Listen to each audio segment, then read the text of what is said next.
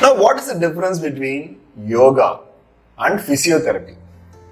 This is a very common question because today many people have arthritis, they have back pain, joint pain, many are affected by stroke.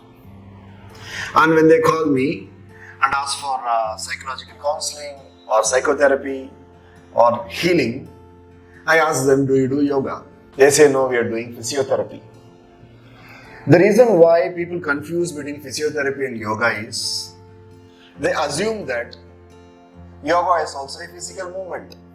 So what happens when you go to a physiotherapist or when a physiotherapist comes home? He makes you lie down or sit in a certain posture and starts moving certain parts of your body depending upon where the problem is. Right? There are certain pressure points in which it touches, makes you bend, moves and all that. Yoga is not that. Is that important? It is important. For example, if you got a surgery done, a knee surgery done or a spine surgery done, you need to strengthen the muscles, maybe quite faster. So, physiotherapy is needed. But the difference between yoga therapy and physiotherapy is that in yoga, we are activating the life energy. I'll tell you how. Is it easy for you to move your hand on your own?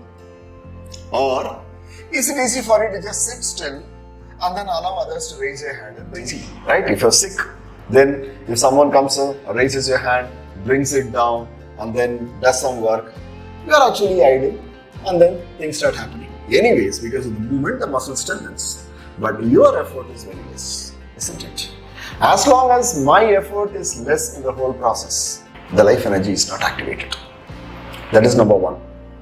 And second, when it comes to yoga therapy, we include, or for that matter, breath leads the way. Because inside breath, that is prana or life energy, the vitality.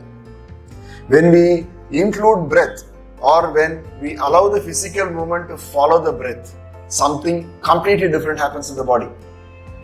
Let us take an example of arthritis. Arthritis is a degenerative disease. As per my knowledge, we do not have any medical treatment. We don't have a pill that can go on rebuild the cartilage there. And over a period of time, you can't take painkillers also because they have their own side effects. Now, what is the way in which you can rebuild? If the disease is too deep, then you may not rebuild. But with certain specific postures and specific breath work, you can at least reduce the speed at which the degeneration happens. That is number one. And number two, with certain specific focused breath work and movement, we can actually reduce pain. And when these two things happen, you give a lot of time for the bone or the cartilage to regenerate. Third, yoga works directly with the pranic flow in the system. What do you mean by that? Prana is life energy. What we call as chi in China is prana in yoga. Now, our body is a specific anatomy. It has to be, I would say, spine, both sides of the shoulders, relaxed. Then energy flows in a certain direction. As per yoga, any disease happen. It can be emotional disturbance, it can be physical disease or a degenerative disease. Happens because the pranic flow is obstructed. It naturally affects the mind. When the mind is affected, it affects the body. Now, these three act like a loop. If the body is affected, it again affects the mind, it affects the pranic flow. Or the mind is affected, which means if you are in a stressful situation, for a long period of time, the pranic flow is affected, the body is also affected.